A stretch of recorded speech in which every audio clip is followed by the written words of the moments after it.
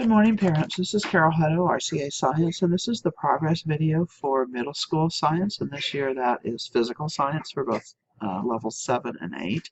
On the screen, you can see what we've been working on.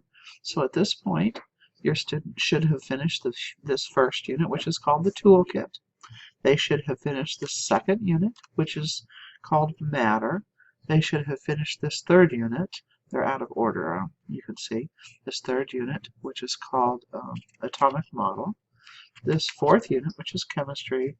The fifth unit down here, which is material science. And we're currently on this unit, which is the wave model. So if we go into the wave model, we have just recently finished characteristics of waves. So that was finished, I think, yesterday. And so this should have a star. And we will be beginning wave model right after spring break. So if you look into your students' playlists, all of those that we finished should have stars. And if there's anything that doesn't have a star, it means that the student is missing material. Here's another way that you can look at that. You could go into your student snapshot. I'm looking at my model student whose name is Sister Schmo.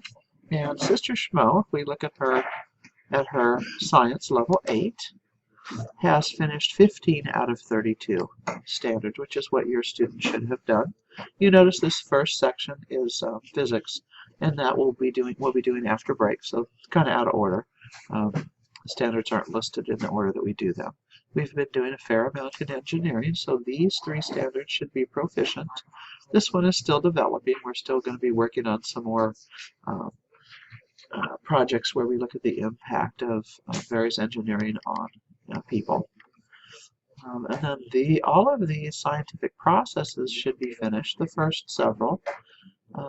You'll notice that there are some here that are not finished, and that's because we're still completing other labs. So if you see anything with an M in this column right here, anything that's an M, anything that's not a plus, it means that it's been assigned and the student hasn't finished it. So this is a second view, a second way to look at things.